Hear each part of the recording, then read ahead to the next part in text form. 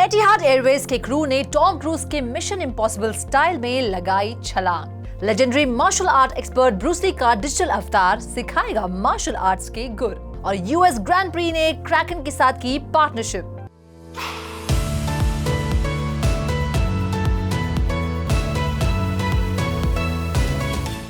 Hello and a very warm welcome to all of you. Etihad Airways का Tom Cruise के mission impossible style promotion से लेकर Bruce Lee के digital अवतार के साथ मार्शल आर्ट्स क्लासेस तक कई मजेदार एनएफटी अपडेट्स मैं रुचि शर्मा आपके लिए लेकर आई हूं। तो हो जाइए एनएफटी वर्स के इस खास एपिसोड के लिए तैयार। इसमें आपके फेवरेट एनएफटी प्रोजेक्ट्स की डिटेल्स होंगी, साथ ही एक स्पेशल गेस्ट से भी मुलाकात करेंगे। लेकिन सबसे पहले जानते हैं पिछले महीने कैसा रहा एनएफटी मार्केट का हाल। जुलाई के महीने में एनएफटी ट्रेडिंग सेल्स जून के मुकाबले 29% गिरकर $531 मिलियन पर रही। हर बार की तरह एनएफटी सेल्स में सबसे ऊपर रही इथेरियम $315 मिलियन की एनएफटी सेल्स के साथ, जो देखा जाए तो जून के महीने के मुकाबले 21% कम थी। हालांकि पिछले हफ्ते बिटकॉइन एनएफटी सेल्स फिसलकर 5वें स्थान पर आ गई थी, लेकिन इस हफ्ते बिटकॉइन एनएफटीज ने एक बार फिर अपनी सेकंड पोजीशन क्लेम कर ली है। लेकिन क्योंकि ओवरऑल एनएफटी सेल्स घटी है, इसलिए बिटकॉइन सेल्स 48% गिरावट के साथ $63 मिलियन पर रही। तीसरे पायदान पर थी सोलाना एनएफटीज $38 मिलियन के साथ। चौथे पायदान पर रही पॉलीगॉन एनएफटीज $25 मिलियन के साथ। जुलाई के महीने में सोलाना और पॉलीगॉन में 49% और 41% गिरावट देखी गई। पांचवें स्थान पर $23 मिलियन एनएफटी सेल्स के साथ रही बाइनेंस एनएफटीज। इस पर और ज्यादा जानकारी के लिए रुक करते हैं हमारे स्पेशल गेस्ट का। Welcome to 3 TV John. Hello, it's a pleasure to be here. NFT sales में लगातार कुछ महीनों से गिरावट देखी जा रही है। एनएफटीज का फ्लोर प्राइस गिर रहा है, एनएफटी रॉयल्टीज भी 92% घटी हैं। इसके पीछे क्या वजह है और एनएफटी मार्केट कब रिकवर करेगी? Honestly, it's purely just market dynamics. It's just there's no real in terms of okay. So there's things happening in the crypto markets, very, very volatile at the moment. And NFTs tend to follow the way the crypto markets go. So if crypto is doing pretty poorly, NFTs often follow suit. And right now, because the tech is really just in its infancy, there's not very many market fundamentals that can go off by itself. So it tends to piggyback the performance of other asset classes like crypto.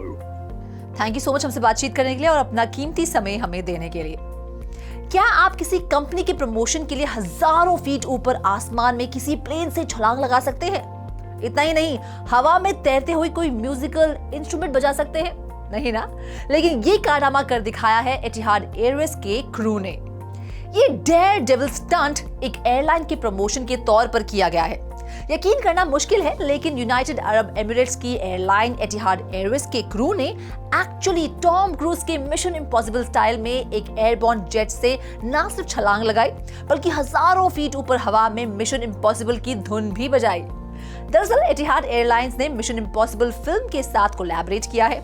इस film के कई scenes Abu Dhabi international airport पर shoot हुए थे, और अब जब A380 super jumbo flights pandemic के बाद वापसी कर रही हैं, तो एटिहाद एयरलाइंस के क्रू ने हवा में टॉम क्रूज स्टाइल में ये स्टंट परफॉर्म करके इसकी घोषणा की। इसी प्रमोशन को आगे ले जाते हुए एयरलाइन कुछ लो कॉस्ट फेयर्स भी लाई है, जिसे नाम दिया गया है इम्पॉसिबल डील्स। इतना ही नहीं, एटिहाद एयरवेज अपनी polygon based EY01 NFT collection की होल्डर्स के लिए जल्द नई 300 एडिशन एक्सटेंशन ला रहा है, और वो भी नई पर्क्स के साथ। इस कलेक्शन के साथ बहुत से वर्चुअल और फिजिकल बेनिफिट्स भी होंगे, जैसे priority check in, Etihad guest miles earn में 25% बढ़ोतरी, एटिहाद वर्चुअल क्लब के लिए access, Abu Dhabi international airport में lounge access, 12 months Etihad guest silver tier status, gold tier status का अपग्रेड और एक पर्सनलाइज्ड एटिहाद मेंबरशिप कार्ड। अगर मैं आपसे कहूं कि legendary martial art expert Bruce Lee आपको मार्शल आर्ट क्लासेस देंगे, तो आपको यकीन करना ही होगा, क्योंकि ये डिजिटल अवतार का जमाना है। यहाँ सब मुमकिन है। अगर आप ब्रूस ली की मूवी से खासे इंस्पायर्ड हैं और उन्हीं की तरह दाव पेच सीखना चाहते हैं, तो अब आपका सपना पूरा हो सकता है। मैं जानती हूँ कि ब्रूस ली दशकों पहले हमें छोड़कर जा चुके हैं, लेकिन विज्ञान ने इतनी तरक्की कर ली है कि अब आप खुद ब्रूस ली से ना सही, लेकिन उनके अवतार से जरूर मार्शल आर्ट सीख सकते हैं। जी हाँ, एक सोशल एंटरटेनमेंट प्लेटफॉर्म ने ब्रूस ली की 50th डेथ एनिवर्सरी पर उन्हें ट्रिब्यूट देने के लिए खास इवेंट रखा। साथ ही मेटावर्स पे ब्रूस ली का अवतार लॉन्च किया है जो यूजर्स को मार्शल आर्ट्स सिखाएगा। मेटावर्स प्रोजेक्ट बाइट सिटी ने यह अनाउंस किया है कि जो यूजर्स ब्रूस ली के अवतार के साथ एंगेज करना चाहते हैं वो इथेरियम या पॉलीगॉन पर इसे मिंट करके ब्रूस ली के इस इवेंट में पार्टिसिपेट कर सकते हैं। अवतार मिंट करने के 24 घंटे बाद प्लेयर्स उस प्लेएबल कैरेक्टर को बाइट सिटी मेटावर्स गेम में यूटिलाइज कर पाएंगे।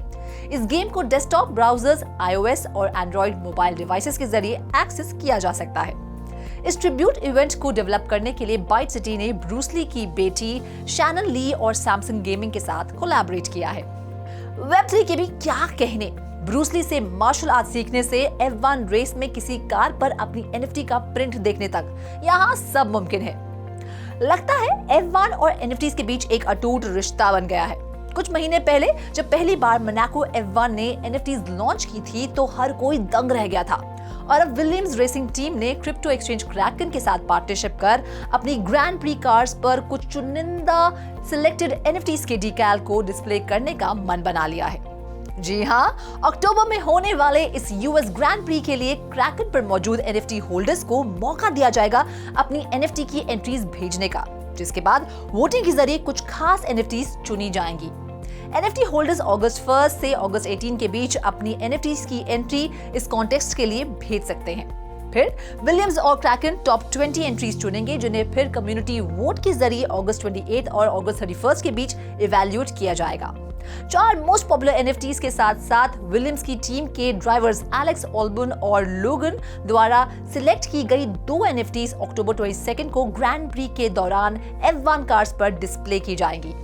ऐसा करने से न सिर्फ लोगों का ध्यान उन NFTs प्रोजेक्ट की तरफ जाएगा बल्कि NFT मार्केट की तरफ भी लोगों का आकर्षण बढ़ेगा। वैसे क्रैकन और विलियम कार्स काफी समय से क्रिप्टो और NFTs के लिए जागरूकता बढ़ाने के लिए काफी कुछ कर रहे हैं। जैसे क्रैकन ने बिटकॉइन के व्हाइट पेपर को विलियम कार्स पर डिस्प्ले किया था। इतना ही नहीं, बिटकॉइन पिज्जा डे सेलिब्रेट करने के लिए क्रैकन ने अपने 800 एम्प्लॉयज की टीम को पिज्जा भेजे थे। और तो और कई रेसिंग इवेंट्स के लिए फैन मीटअप्स भी ऑर्गेनाइज कर चुका है क्रैकन। मॉनसून के महीने में चाय और कॉफी का स्वाद कुछ अलग ही हो जाता है ना? वैसे कॉफी से याद आया, आपके फेवरेट कैफे बरिस्ता ने 50 साल पूरे कर लिए हैं और इसी जश्न में बरिस्ता और स्टारबक्स लेकर आ रहे हैं NFTs का भंडार। पिछले 50 सालों से स्टारबक्स अपनी कॉफी चेन बरिस्तास के जरिए हर कॉफी लवर को अनपैरेलल्ड सर्विस और कस्टमर सैटिस्फैक्शन डिलीवर कर रहा है। बरिस्ता का ये सफर 1971 में सिएटल की पाइक प्लेस मार्केट में इसके इनॉग्रल स्टोर के साथ शुरू हुआ था और अब उसी पर बेस्ड स्टारबक्स लेकर आ रहा है अपनी लेटेस्ट NFT कलेक्शन जिसे नाम दिया गया है the green apron. Starbucks Odyssey का Web3 लॉयल्टी और rewards program green apron Nifty gateway पर 1 अगस्त को लॉन्च हुआ और ये ग्लोबल कॉफी चेन अपनी 8वीं NFT कलेक्शन लॉन्च कर रही है जिसमें 5000 NFTs होंगी जो स्टारबक्स की रिच हिस्ट्री को ट्रिब्यूट देंगी। हर स्टैम्प $100 के फिक्स्ड प्राइस पर अवेलेबल होगी। प्रीवियस ड्रॉप्स की तरह ये NFTs भी पॉलीगॉन की POS साइड चेन पर मिंट की जाएगी और निफ्टी गेटवे के जरिए बेची जाएंगी। Well, that's all in this episode of NFTverse। वक्त आ गया है आपसे विदा लेने का, लेकिन NFT की दुनिया से ऐसी ही और मजेदार खबरें मैं रुचि शर्मा आपके लिए हर हफ्ते लाती रहूंगी। Till then, do like, share and subscribe to 3.2TV और इसी तरह की इंटरेस्टिंग अपडेट्स के लिए लॉग ऑन करें हमारी वेबसाइट www.3versetv.io पर या फिर QR कोड को स्कैन करें।